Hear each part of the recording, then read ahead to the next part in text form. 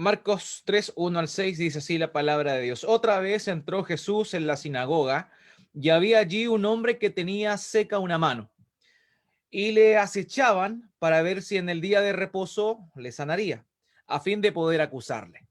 Entonces dijo al hombre que tenía la mano seca, levántate y ponte en medio. Y les dijo, ¿es lícito los días de reposo hacer bien o hacer mal? ¿Salvar la vida o quitarla? Pero ellos callaban. Entonces, mirándolos alrededor con enojo, entristecido por la dureza de sus corazones, dijo al hombre, extiende tu mano, y él la extendió, y la mano le fue restaurada sana. Y salidos los fariseos, tomaron consejo con los herodianos contra él para destruirle. Incline su rostro junto a mí y clamemos a nuestro Dios nuevamente por su palabra y nuestras vidas. Padre bendito, Dios eterno, Señor del cielo, de la tierra, de todo lo creado, tú eres excelso, tú eres santo, santo, santo. Y ante ti esta mañana nos presentamos nuevamente reconociendo nuestra necesidad de ti, sabiendo que sin nuestro Señor Jesucristo, apartados de Él, nada podemos hacer. Padre, requerimos de ti, requerimos de tu Espíritu Santo día a día para poder vivir conforme a la imagen de nuestro Señor Jesucristo, que está siendo esculpida en nuestro ser.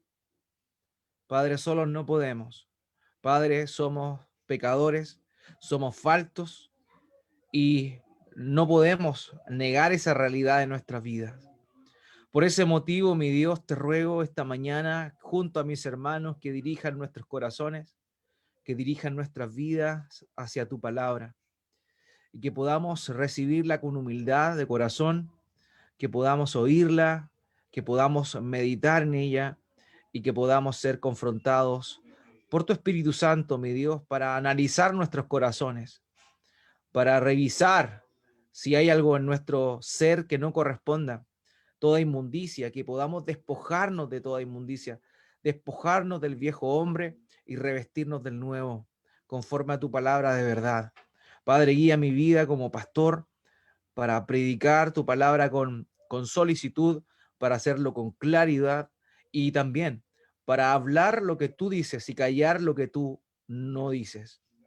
Mi Dios, por favor, nuevamente glorifícate en medio nuestro, por medio de tu palabra, en nuestras vidas. Y gracias, gracias nuevamente por esta oportunidad de poder estar juntos y dirigirnos a ti y recurrir a ti, a tu valiosa palabra de vida. Gracias, mi Dios, te damos en el nombre de Jesús. Amén y amén.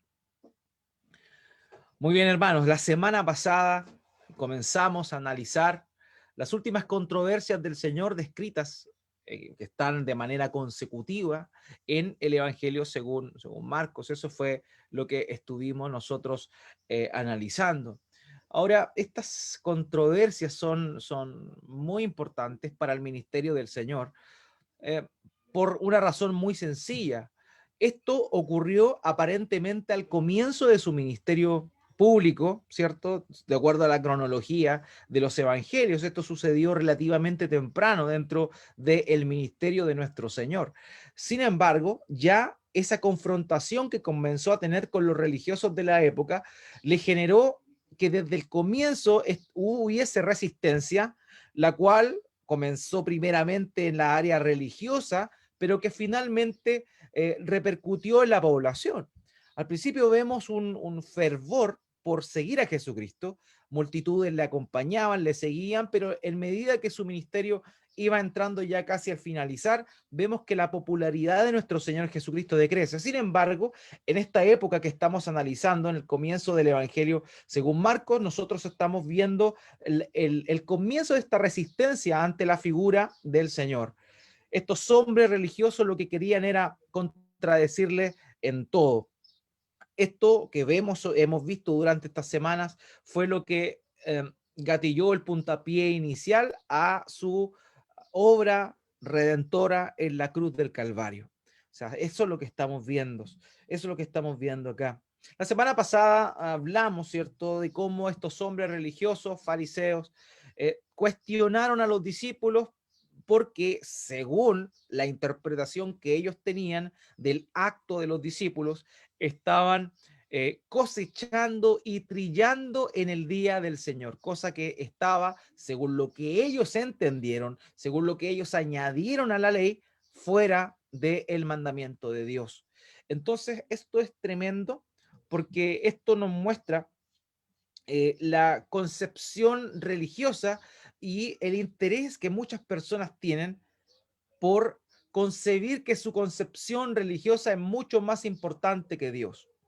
Y eso es algo muy, muy peligroso que llevó a estos hombres a un estado de muerte y ceguera espiritual tremenda. Hermano, con ello notamos el gran problema de la religiosidad. La religiosidad es un gran problema. No olvidemos lo que comentamos la semana pasada, que existe una diferencia entre dos conceptos. El primer concepto tiene que ver con la religión y el otro concepto tiene que ver con la religiosidad. Y muchas veces nosotros confundimos estos dos conceptos, religión con religiosidad. La palabra religión viene del latín religare, que significa literalmente volver a relacionarse, volver a tener una comunión. Y en este caso, claramente es con Dios. De manera que el término religión no es un término peyorativo con respecto al cristianismo. Es un término que define bien y correctamente el cristianismo, porque de hecho la religión cristiana es la única forma en la cual el ser humano puede volver a relacionarse con Dios. Entonces, cuando uno escucha, ¿cierto?, dentro del ambiente cristiano que la religión es mala, está totalmente equivocado. De hecho, el hermano del Señor Jesucristo, Santiago, en Santiago capítulo 1, versículo 27, señala lo siguiente. Dice, la religión pura y sin mácula delante de Dios el Padre es esta: visitar a los huérfanos y a las viudas en sus tribulaciones y guardarse sin mancha del mundo. ¿Se da cuenta cómo Santiago está hablando de religión y está señalando que hay una religión verdadera, hay una religión pura? Y esa religión es efectivamente el fruto de vivir una vida en la fe. De manera que el concepto religión no es malo, no es pecaminoso, es un concepto correcto, incluso bíblicamente. Sin embargo, este concepto se confunde con otro, que es el de religiosidad. Y ahí está el gran problema. La religiosidad es el gran problema, porque no tiene que ver con el fruto de la obra de Cristo en nuestras vidas, de la obra del Espíritu Santo en nosotros, sino más bien tiene que ver con cómo el ser humano interpreta a Dios y añade ciertas cosas que no están descritas en la ley de Dios con el fin de dárselas de más espiritual. En palabras simples y sencillas, es aparentar una espiritualidad superior poniendo el bien de el hombre, incluso o pretendiendo darle bienestar al hombre, pero poniéndole cargas que Dios no ha puesto. Y eso es lo terrible de este concepto de la religiosidad. Y hoy, nuevamente, al igual que la semana pasada, vamos a estar tocando esto. ¿Por qué? Porque si el pasaje en cuestión del Evangelio de Marcos, según Marcos, repite o recalca esta confrontación con los religiosos, es necesario también que nosotros como cristianos, como iglesia local, lo recordemos de igual forma. Si aparece dos veces el mismo tema, no significa eso que simplemente vamos a verlo una vez, sino que vamos a tratar de ser fieles al texto y vamos a poner el mismo énfasis que la Biblia pone. Por esa razón es que estamos viendo nuevamente este tema, pero vamos a estar revisándolo desde otra perspectiva. De manera que nuestro Señor en estos versos deja de manifiesto el peligro de la religiosidad. Por eso el título de la prédica de hoy precisamente es ese: los peligros de la religiosidad. Los peligros de la religiosidad. Y hoy vamos a estar revisando cuatro peligros de la religiosidad, ¿ok? Eso es lo que vamos a estar viendo durante esta mañana. Comenzamos entonces, acompáñeme por favor en la lectura del versículo 1 del capítulo 3. Marcos capítulo 3, versículo 1. Otra vez entró Jesús en la sinagoga y había un hombre que tenía seca una mano. Vemos que muy probablemente este episodio ocurra en el mismísimo día de lo que antecedió, cuando los discípulos, ¿cierto?, iban camino a la sinagoga y arrancaron estas espigas para comer. El mismo día, el mismo corazón, el mismo deseo de estos religiosos de cuestionar a nuestro Señor Jesucristo. ¿Dónde se dirigen ellos? A la sinagoga. Este lugar era el más importante para el nivel, digamos, social y cultural del judaísmo de la época de nuestro Señor Jesucristo.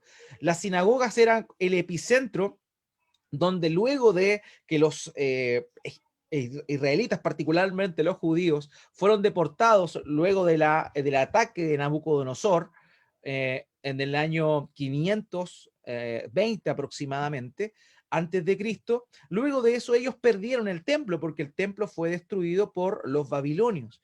Entonces, para preservar su espiritualidad, ellos crearon un modelo de sinagogas que correspondía a un lugar físico donde se reunían varones a meditar en la ley de Dios. Ese fue el prototipo original de esto. Luego, cuando en el tiempo, ¿cierto?, de Zorobabel, viene la primera, la segunda y la tercera, el tercer viaje de peregrinación de vuelta a establecerse en tierra judía, luego del edicto de Ciro. ¿Qué ocurre?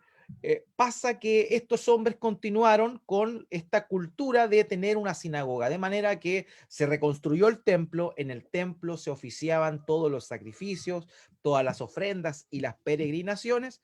Sin embargo, la sinagoga continuó siendo el epicentro social y cultural de las personas judías de esa época.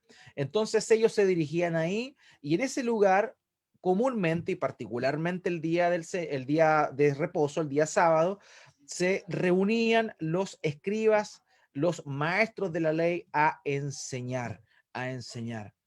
Eh, la añoranza de ese tiempo, de los judíos de ese tiempo, era ser libres de la opresión romana. Recordemos el contexto, los romanos habían subyugado al pueblo judío y ellos estaban, ¿cierto?, bajo constante opresión. Por eso es que el gobernador de ese tiempo era Poncio Pilato, era un procurador que venía de parte de los romanos para poner en orden toda esa región.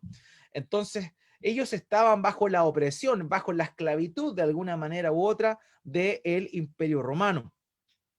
Pero ¿qué pasaba? Ellos llegaban e iban a la sinagoga, la gente iba a la sinagoga para recibir libertad, para escuchar la ley de Dios, pero cuando llegaban ahí se encontraban con la enseñanza de los escribas, de los maestros de la ley, que en vez de quitarle las cargas, le ponían otras cargas espirituales mucho más pesadas que el yugo opresor de los romanos. De manera que esto era tremendo. Ellos creían que le daban alivio a la gente cuando en realidad con sus cargas religiosas solamente estaban encareciendo y empeorando toda esa carga que ellos tenían.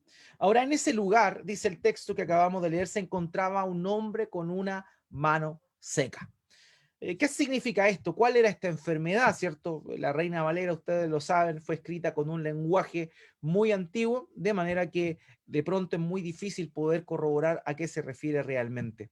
Por ejemplo, la Nueva Traducción Viviente lo traduce de esta forma, dice una mano deforme. La Nueva Versión Internacional señala que tenía una mano paralizada. De manera que esa era la situación en la cual se encontraba este hombre, con una mano paralizada, una mano tullida, una mano deforme que probablemente no se desarrolló bien. En rigor, no sabemos con certeza si esta mano encogida le estorbaba desde pequeño o quizá tuvo algún accidente y producto de ese es que estaba en esta condición su mano. Lo cierto es que este hombre, por el hecho de tener su mano tullida, su mano tiesa, su mano inmóvil, no podía trabajar. todos los trabajos de la época eran con las manos. Si querías ser pescador, tenías que utilizar tus manos. Si querías ser carpintero, tenías que utilizar tus manos. Si querías sembrar, ser agricultor, tenías que utilizar tus manos. Todo requería el uso de las manos, de manera que este hombre estaba totalmente incapacitado para sostenerse económicamente. No sabemos si tenía familia, no sabemos nada. Lo único que sabemos es que se encontraba en esta condición. Sin embargo, nosotros observamos algo acá, eh, el punto que vamos a observar, el primer punto, el primer problema de la religiosidad. Amados, la religiosidad siempre busca confrontar a la verdad. Siempre busca confrontar a la verdad. Y eso es lo que vemos acá a la hora de ver este hombre con esta gran necesidad. Y vemos en el versículo 2, acompáñeme por favor con la lectura. Dice, y le acechaban para ver si en día de reposo le sanaría a fin de poder acusarle. Y aquí vemos eso. Estos hombres lo que querían era utilizar a este hombre que se encontraba en esa condición Leche shampoo. con el fin de qué? Con el fin de encontrar algo en el comportamiento de Jesús, con el fin de que el Señor hiciera algo para ya empezar a planificar una acusación formal contra él. Hermanos míos, la religiosidad siempre busca confrontar la verdad. Alguien que tiene un corazón religioso, alguien que está cayendo en la religiosidad, siempre busca confrontar, siempre busca el golpe, siempre busca excusas para confrontar la verdad simplemente con el único fin de acusarle. La palabra que se emplea aquí, acechaban, tiene una forma verbal en el griego de una manera indefinida. ¿Qué significa esto? Que estos hombres no solamente le acecharon en esa oportunidad, sino que continuamente tenían ese sentir en su corazón. Ellos continuamente estaban observando, continuamente estaban acechando, continuamente estaban vigilando. Esa es la idea. Si pudiésemos traducir de una manera un poco más extensa el significado de esta expresión, podríamos decir que significaba mirar con atención, como si ellos llevaran un registro mental de todas las cosas que Jesús estaba haciendo. O sea, ellos tenían una mirada sumamente rigurosa al comportamiento del Señor.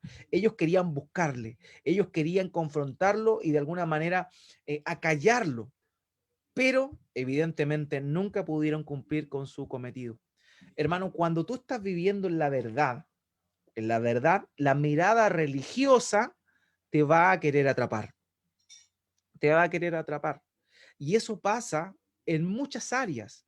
Pasa en sectas, pasa en religiones, pasa también en el mismo cristianismo, iglesias evangélicas, y más que iglesias evangélicas, sin el ánimo de generalizar, las personas que son parte de las iglesias evangélicas, incluida la nuestra, podemos caer fácilmente en la religiosidad.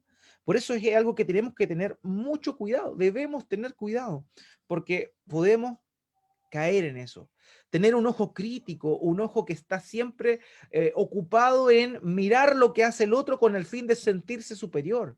Eso es religiosidad y eso es pecado, porque entra uno en un orgullo que lo eleva por sobre el resto.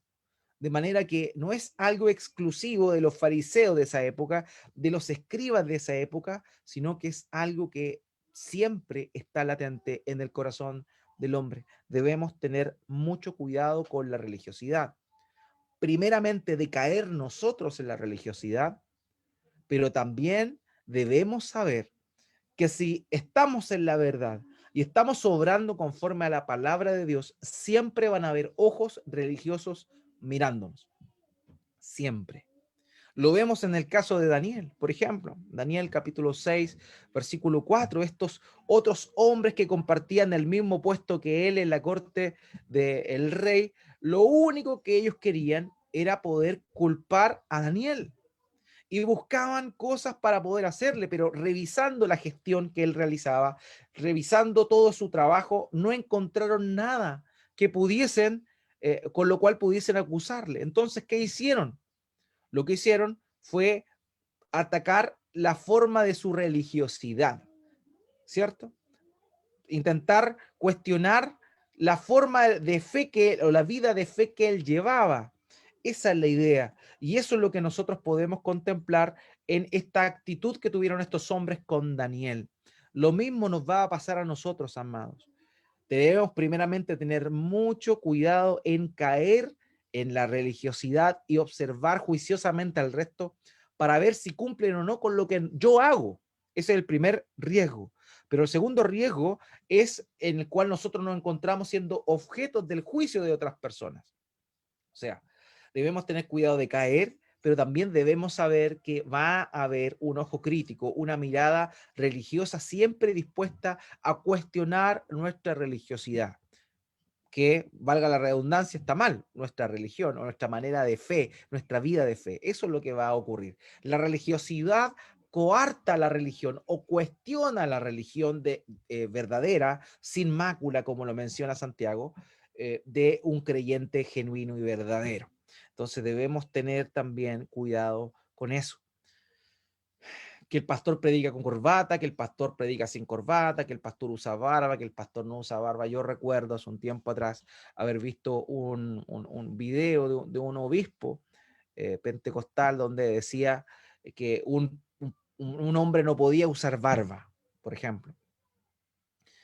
¿De dónde sacó eso? No tengo la más remota idea, pero es una concepción religiosa claramente. Claramente es una religión, una concepción religiosa. Así que eso salta a la orden del día y tristemente también se ve en el pueblo de Dios. Ahora, Mateo señala que fueron estos hombres los que le hicieron la pregunta al Señor. Fueron estos fariseos, estos religiosos los que le preguntaron al Señor primeramente. Le dice, según lo que aparece en Mateo capítulo 12, versículo 10 en adelante, hasta el que sigue, le dice lo siguiente: ¿es lícito sanar en día de reposo? O sea, son los fariseos, son los religiosos cuestionando a Jesús, intentando encontrar algo que no estuviera de acuerdo a sus propias concepciones religiosas. La ley señalaba la importancia del día de reposo. La ley señalaba que el hombre debía guardar el sabbat o el sábado. Éxodo capítulo 31, versos 14 al 15, señala eso.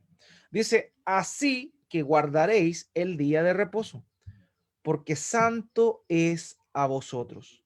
El que lo profanare de cierto morirá, porque cualquiera que hiciere obra alguna en él, aquella persona será cortada de en medio de su pueblo. 6 días se trabajará, mas el día séptimo es día de reposo consagrado a Jehová. Cualquiera que trabaje en el día de reposo, ciertamente morirá. O sea, el mandato de Dios era expreso, era claro, era conciso.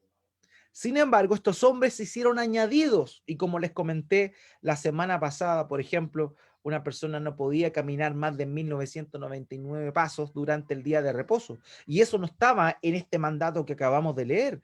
Eso estaba en la ordenanza que adjuntaron los religiosos de la época. Entonces, la ley era clara con respecto al trabajo en el día de reposo. Ahora, dentro de la tradición rabínica de ese tiempo, se permitía ayudar a las personas, pero sobre todo a las personas que se encontraban en riesgo vital.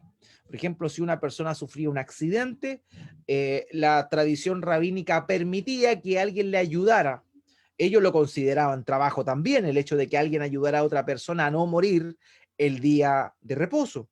Sin embargo, se creían buenos y decían, bueno, solo puede ayudarle si está en riesgo su vida. Entonces, cuando vieron a este hombre que estaba con la mano inmovilizada, con la mano tullida, cuestionaron al Señor, desafiaron al Señor para acusarle conforme a sus propias reglas. Entonces, ¿qué hicieron? Cuestionaron al Señor, cuestionaron su actuar, pero no conforme a la ley de Dios, sino conforme a sus propias suposiciones. Este hombre, de acuerdo a lo que ellos creían, podía esperar al día después para ser sano. ¿Por qué? Porque no estaba en riesgo vital. Él ya vivía con su mano enferma, con su mano inmóvil. Entonces podía esperar un día más. Por eso es que desafiaron al Señor a ver cómo Él reaccionaba un día de reposo. Hermanos, tenemos que tener mucho cuidado con la religiosidad, porque la religiosidad siempre está cuestionando a los otros, siempre está cuestionando a los otros con el fin de sentirse superior. Y tenemos que tener cuidado de entrar al borde de ese camino de la religiosidad. Muchas veces nosotros podemos caer ahí, podemos preguntarle a otro qué piensa con el fin de cuestionarle, no con el fin de aprender, sino con el fin de juzgar su comportamiento, con el fin de cuestionar su espiritualidad, con el único propósito de yo sentirme superior al otro. Eso es terriblemente peligroso. La religiosidad siempre busca confrontar con el fin de sentirse superior. Siempre.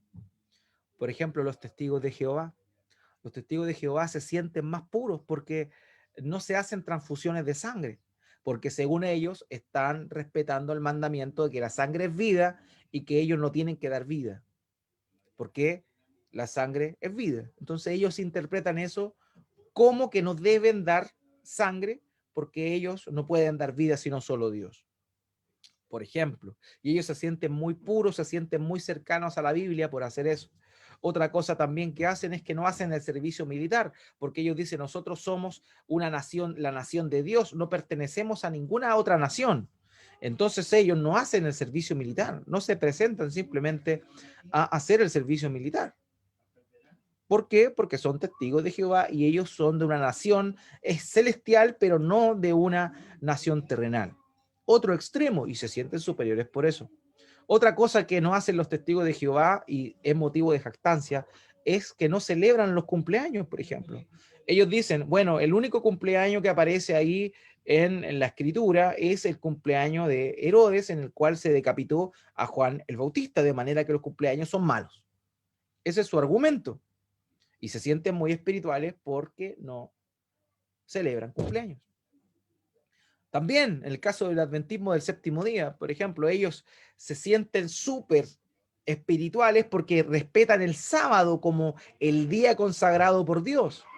De acuerdo a su concepción, la marca de la bestia, descrita en Apocalipsis de manera alegórica, correspondería a el día domingo. Entonces, todos aquellos que celebramos el día del Señor el día domingo, nos dejamos marcar por la bestia, porque la marca de la bestia es la celebración del culto del día del Señor el domingo. Y ellos se sienten muy puros por eso, porque ellos guardan el sábado. ¿Se da cuenta cómo caer en la religiosidad siempre van de en medio del otro? Siempre va en sentirse superior al otro. Ellos, por ejemplo, los adventistas del séptimo día, hasta el día de hoy no comen nada producido o derivado del cerdo. ¿Por qué? Porque la ley levítica señala claramente que eso era un animal, ese era un animal inmundo. Entonces ellos se consideran puros, ellos se consideran todo esto. De manera, queridos, que la religiosidad es así, la religiosidad es así. Pero como les comentaba, muchos evangélicos también caemos en lo mismo. Caemos en lo mismo, nos sentimos más santos, más espirituales porque nos abstenemos de ciertas cosas. También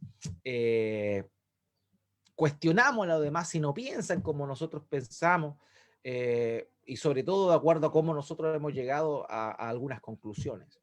Entonces debemos tener cuidado con las preguntas que hacemos. Siempre estamos como capciosamente intentando responder cosas, pero muchas veces esas preguntas que hacemos tienen un propósito religioso. Debemos tener cuidado, hermanos. ¿Un cristiano debe escuchar música cristiana, o sea, música secular? Muchas veces me han hecho esa pregunta. ¿Un cristiano debe escuchar música secular? Y muchos lo hacen para saber genuinamente si puede o deben o no deben. Pero también hay otros que preguntan para saber qué piensa uno. Y si uno le dice, bueno, todo te es lícito, pero no todo te conviene, te dicen, ah, usted no es tan santo, porque los santos solo escuchamos música cristiana. Y ahí hay religiosidad. Ahí hay religiosidad. Y es peligroso, muy peligroso, porque te empiezas a sentir superior.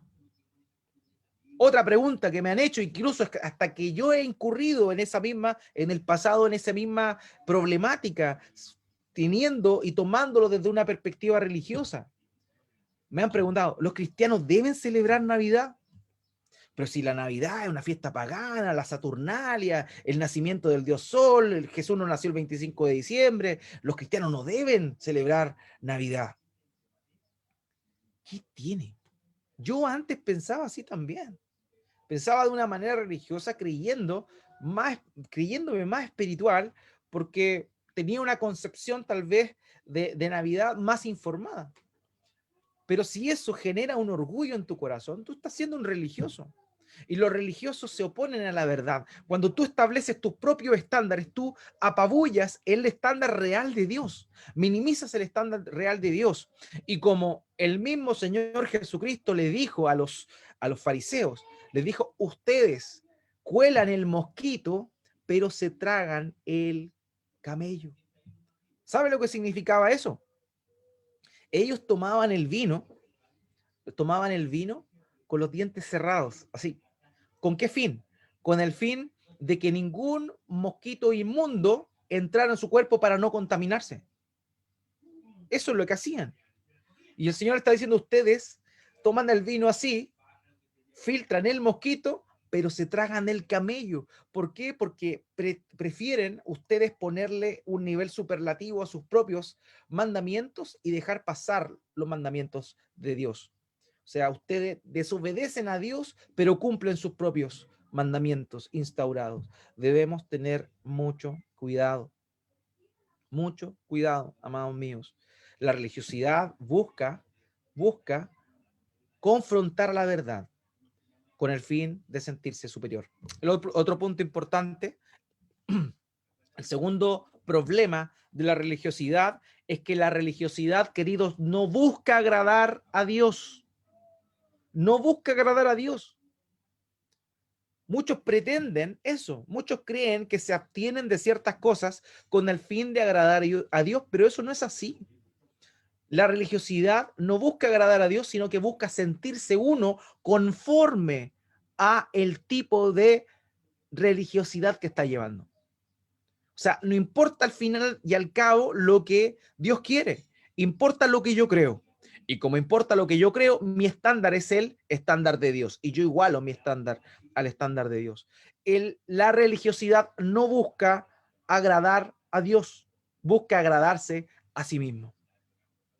El Señor, cuando le hicieron esta pregunta, respondió en Mateo capítulo 12, versículos 11 y 12, con una parábola, con una ilustración. Él le ilustra la situación para que comprendan lo que él va a hacer posteriormente. Les dijo él, eso es lo que dice Mateo capítulo 12, versículo 11 y 12. Él les dijo, ¿qué hombre habrá de vosotros que tenga una oveja y si ésta cayere en un hoyo en día de reposo no le eche mano y la levante? Pues cuánto más vale un hombre que una oveja. Por consiguiente, es lícito hacer el bien en los días de reposo. ¿Se da cuenta? El Señor le responde a estos hombres diciéndolo que el día de reposo en rigor era un día para hacer el bien. Y si eso aparentaba trabajo desde la perspectiva de los fariseos y de los religiosos, no importaba, porque el día de reposo era un día para hacer el bien, pero a ellos no les interesaba eso. A ellos no les importaba el verdadero propósito del día de reposo. A ellos lo que les importaba es cumplir con todos los requerimientos que ellos habían impuesto al día de reposo. Eso es totalmente cierto. Al religioso no le importa a Dios. Al religioso le gusta sentirse bien, pensar que está bien con Dios. Eso es. Eso es. O analicemos nuestro corazón. Veamos si estamos teniendo un espíritu religioso, una actitud religiosa. Es necesario que tengamos cuidado de todas estas cosas. Ahora, el Señor le responde a estos hombres haciendo, no tan solo diciendo lo que debían hacer, lo bueno que debían hacer, sino que haciéndolo. Y por eso el versículo 3 dice, entonces dijo al hombre que tenía la mano seca, levántate y ponte en medio. Estos hombres que aparentaban hacer lo bueno, hacer lo correcto, estaban siendo confrontados con el Señor Jesucristo, quien por medio de sus acciones realizaba actos bondadosos irrefutables. Irrefutables. El Señor nos enseña algo, queridos, y es que debemos tener cuidado en poner leyes por sobre el mandamiento realmente importante de Dios. Cada uno de nosotros ha sido llamado a hacer el bien. La Biblia es clara en mostrarlo. Es clara en mostrarlo. Por ejemplo, en tercera de Juan, la tercera epístola de Juan, versículo 11, recordemos que tiene solo un capítulo. Tercera epístola de Juan, versículo 11 dice, amado, no imiten lo malo, sino lo bueno. El que hace lo bueno es de Dios, pero el que hace lo malo no ha visto a Dios. De manera que cada uno de nosotros está llamado a hacer lo bueno, sea el día que sea, cumpliendo con el mandato principal que nuestro Señor Jesucristo resumió de una manera magistral cuando se le interrogó. No olvidemos cuando le dijeron, Señor, maestro, le dijeron, ¿cuál es el mandamiento más importante? Y el Señor Jesucristo respondió, amarás al Señor tu Dios con todo tu corazón, con toda tu alma, con toda tu mente y con toda tu fuerza. Y el segundo mandamiento es muy similar. Amarás a tu prójimo como a ti mismo. O sea, la base de los mandamientos es esa. Ahora, si hacer el bien en un día de reposo era el carácter o la esencia del mandato de Dios, evidentemente era correcto que Jesús lo hiciera, aunque la concepción religiosa de estos hombres estuviera totalmente corrompida. El Señor dice, hay que hacer lo bueno. Amados, debemos hacer lo bueno. Debemos hacer lo bueno. Debemos bendecir al que necesita. Debemos acoger al que está en alguna necesidad, alguna aflicción, no importando o dejando de lado más bien cosas que son periféricas. Por ejemplo, hay cosas que son sumamente importantes. Sabemos que tenemos un mandato, por ejemplo, si lo aplicamos al día del Señor. Si lo aplicamos al día del Señor y la importancia que estemos congregados, que estemos juntos, que estemos celebrando el culto al Señor y de pronto tenemos una emergencia, evidentemente debemos dejar de lado el culto al Señor y atender a la emergencia que se viene o que tenemos presente. Se entiende que es una excepción, pero es una excepción por algo que es totalmente bueno. ¿Por qué? Porque estamos llamados nosotros a hacer lo que es bueno y agradable delante de Dios, cumpliendo con el mandato de Dios. El espíritu de la ley. ¿Se acuerdan la semana pasada cuando les hablé de que las leyes tienen un espíritu? Ese espíritu es el propósito por el cual Dios dio una ordenanza. En este caso, el reposo, el día de reposo, era un día para dar bienestar al hombre, para librarle de sus cargas, para producirle bien. Entonces, cuando tú puedes hacer lo bueno y no lo haces, tú estás incurriendo en una falta.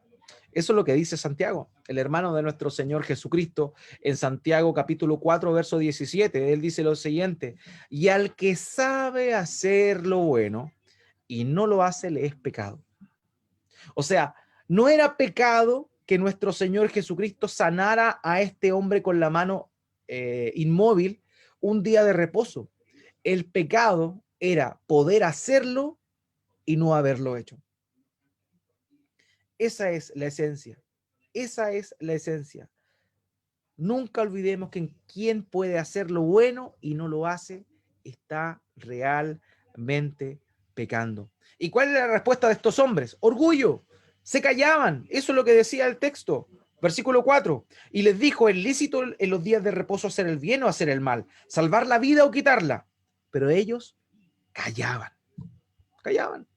No podían hacer otra cosa. El religioso sabe lo que es correcto, pero como eso no le calza, calla. Amados, el religioso no quiere agradar a Dios. El religioso quiere agradarse a sí mismo, aunque contradiga los mandamientos de Dios. El religioso prefiere cumplir el rito antes que hacer lo que realmente es bueno. El religioso no busca agradar a Dios como Dios quiere, sino que busca o cree o quiere creer a su manera. Ese es un pensamiento religioso. Yo creo en Dios a mi manera. No importa lo que Dios dice, no importa lo que Dios ordena, no importa lo que Dios dijo por medio de su palabra. Lo que importa es lo que yo creo que Dios necesita o lo que yo creo que Dios quiere. Hermanos, debemos tener cuidado con la religiosidad, porque el segundo problema de la religiosidad es que el religioso no busca agradar a Dios, sino que busca agradarse a sí mismo. El tercer punto, el tercer problema de la religiosidad, amados míos, es que produce dureza de corazón. Versículo 5. Entonces mirándolos alrededor con enojo, entristecido por la dureza de sus corazones, dijo al hombre, extiende tu mano. Y él la extendió y la mano le fue restaurada sana. Amados míos, la religiosidad produce dureza de corazón. Una dureza de corazón produce una callosidad. Esta expresión es muy común en el Antiguo Testamento. Recordemos que Dios señala, ¿cierto?, por medio de Moisés, que el faraón endureció su corazón cuando Moisés le llamó a dejar ir al pueblo. Hubo una dureza de corazón. La porfía de este hombre era tremenda. Venía plaga tras plaga y sin embargo él no quería dejar salir al pueblo hebreo. La dureza de corazón es fatal y la religiosidad produce dureza de corazón. Amados míos, debemos tener cuidado de preocuparnos por el mosquito y dejar pasar al camello. Tenemos que tener mucho cuidado con la religiosidad. No seamos religiosos. No seamos religiosos. Es nefasta la dureza del corazón. Cuando tu corazón está duro, no te das cuenta. Estás tan insensible que no te das cuenta de lo que estás fallando y de lo que te estás alejando de Dios. Ten mucho cuidado, hermano, hermana, de caer en la religiosidad. Como los comentaba la semana pasada, es muy fácil en nuestro contexto. Es muy fácil en nuestro contexto también de caer en la religiosidad. Seamos sabios, seamos prudentes, seamos como nuestro Señor Jesucristo. Ahora, ¿qué produce la religiosidad? El texto dice en el versículo 5 que el Señor miró con enojo a estos hombres. Con enojo. Dios se aira por la religiosidad y por la hipocresía. Amados, tengamos cuidado con la religiosidad. Es un gran problema. Es un gran problema. Produce la ira del Señor Jesucristo. El enojo del Señor Jesucristo. Marcos es el evangelista que más presenta las emociones del Señor. Y esta es una de ellas, el enojo. El Señor se airó con estos hombres. La dureza de corazón produce ira. Y yo sé que ni tú ni yo realmente queremos que nuestro Señor se aire con nosotros. Y lo otro es que produce tristeza. El Señor no solamente se enojó con ellos, sino que también se entristeció. Por ver la dureza en el corazón de estos hombres, hermanos, tengamos cuidado. Podemos producir tristeza a nuestro Señor si empezamos a actuar, obrar y creer religiosamente. Tengamos mucho cuidado. Jeremías 7:24 dice, y no oyeron ni inclinaron su oído, antes caminaron en sus propios consejos, en la dureza de su corazón malvado, y fueron hacia atrás y no hacia adelante. Pablo, los romanos, en Romanos capítulo 2, versículo 5, le dice a aquellos religiosos, aquellos hombres que conocían la ley, pero por tu dureza y por tu corazón no arrepentido, atesoras para ti mismo ira en el día de la ira y de la revelación del justo juicio de Dios. Tengamos cuidado con el corazón duro, porque eso enoja a Dios, enoja a nuestro Señor Jesucristo y también le produce tristeza. Jonathan Edwards dijo, un corazón duro, obviamente, es uno que no es fácil de mover o de impresionar con emociones espirituales. Es como la piedra, frío, insensible y sin sentimientos hacia Dios o la santidad. Es lo opuesto de un corazón de carne, el cual si se siente y puede ser tocado y movido, se desprende. pues que la santidad de corazón consiste en gran parte de emociones espirituales. El fariseo no se conmueve con el evangelio. El fariseo no se conmueve cuando escucha la obra de Cristo, recuerda la obra de Cristo. Al fariseo no le conmueve nada porque su corazón está endurecido. Debemos tener cuidado, amados míos, con la religiosidad. Estos hombres, viendo el milagro, no se arrepintieron, siendo testigos oculares de este milagro que el Señor Jesucristo realizó, se aferraron a su corazón duro y estando en el mismo lugar, estando en el lugar en el cual se suponía que ellos agradaban a Dios o buscaban a Dios y enseñaban de Dios, en la sinagoga. Los religiosos están en la iglesia, hermano. Están en la iglesia. Tengamos cuidado de no ser contados como uno de ellos. Finalmente, el último punto, el cuarto problema de la religiosidad es que la religiosidad se alía con el liberalismo para ir en contra de la verdad. Y esto es lo más terrible de todo, amados. Acompáñenme al versículo 6.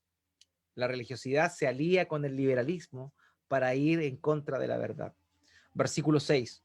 Y salidos los fariseos tomaron consejo con los herodianos contra él para destruirle. Para una persona que no conoce el contexto, evidentemente esto no le va a llamar grandemente la atención. Pero dice que salieron con los herodianos. Los fariseos eran religiosos, apegados a la ley, muy, como les dije, muy rigurosos, pero también ellos aborrecían a los romanos y aborrecían al rey judío que habían puesto los romanos, quien era Herodes Antipas. Herodes Antipas era un rey que había sido puesto por los romanos, que ni siquiera era judío. Él era de Idumea, que correspondía a los descendientes de Edom, quien es Esaú. Herodes era un descendiente de Esaú, no tenía nada que ver con los judíos. Sin embargo, los romanos pusieron a Herodes ahí. De manera que los fariseos aborrecían eso, aborrecían Roma, aborrecían a todo lo que tenía que ver con ellos. Todo lo que tenían que ver con ellos. Los herodianos eran los partidarios de Herodes. Eran aquellos que estaban a favor de la sujeción a Roma. Eran aquellos que estaban a favor de todo lo que hacía Herodes. Y Herodes era un rey sumamente libertino, sumamente liberal, pecaminoso, organizaba orgías, borracheras. Era un hombre totalmente depravado. O sea, vemos cómo los fariseos son la antítesis de los herodianos. Por un lado, la religiosidad, pero por el otro lado vemos el liberalismo, aquellos que no se sujetaban a Dios y no estaban ni ahí con Dios. Esos son los dos extremos que nosotros podemos caer. La religiosidad por un lado y también el liberalismo por el otro. Pero fíjense en esto. Hay un dicho que dice, los enemigos de mis enemigos de mis enemigos son mis amigos. Los enemigos de mis enemigos son mis amigos. A los fariseos no les importó que los herodianos fueran sus enemigos más férreos en función a lo que ellos pensaban. Ellos tenían un enemigo común en ese momento y era la verdad, era el Señor Jesucristo. Y se aliaron con su antítesis. ¿Para qué? Para condenar al Señor Jesucristo. Tienes que tener cuidado, hermano, hermana, porque de la religiosidad te puedes ir al liberalismo. Te puedes ir al liberal a decir, no, bueno, no importa, Dios es amor, Dios ama a todos, perfecto, hagamos lo que sea, aceptemos a todos y que no cambien, total, Dios los ama a todos. Eso es liberalismo, es el otro extremo, eso representa a los herodianos. Debemos tener cuidado con el liberalismo y también con la religiosidad. Pero aquí vemos algo tremendo, la hipocresía en todo su esplendor. Ellos, los fariseos, estaban cuestionando a Jesús por producir el bien a una persona enferma en el día de reposo. Pero acompáñeme a lo que dice el versículo 6. Y salidos los fariseos, salieron del lugar, tomaron consejo con los herodianos contra él para destruirle. Los mismos que tenían problemas con Jesús por causar el bien en un día de reposo, no tuvieron ningún problema en comenzar a planificar la muerte del Señor Jesús. hacer el mal el mismo día de reposo con sus enemigos. La religiosidad y el liberalismo son enemigos de la cruz de Cristo. Son enemigos de la cruz de Cristo. Tengamos mucho cuidado. No vaya a ser que pasemos del legalismo religioso al liberalismo. No vaya a ser que pretendiendo agradar a Dios a nuestra manera, terminemos blasfemando contra Él, amados. Seamos cuidadosos. Seamos cuidadosos. Jesucristo no vino para traer un estilo de religiosidad más. Él vino para traer la verdad, para traer la libertad, y eso costó su cruz. Eso costó su cruz, para que nosotros no tengamos que vivir muertos en nuestros delitos y pecados, sino para que podamos confiar en Él plenamente. Amados míos, no caigamos en esas cosas, tengamos cuidado, analicemos nuestro corazón, porque nuestro corazón tiene una tendencia a eso. Seamos prudentes, llenémonos de su Espíritu Santo, buscando en su palabra. Oremos, seamos constantes en la oración para nunca enorgullecernos o considerarnos superiores a los demás, porque la religiosidad es un camino seguro a la destrucción. La religiosidad mata todo lo que hizo el Señor Jesucristo en nuestro favor.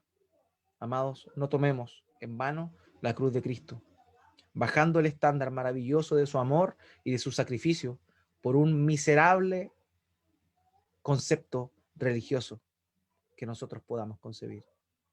Amados, tengamos cuidado con la religiosidad, tengamos cuidado con el liberalismo.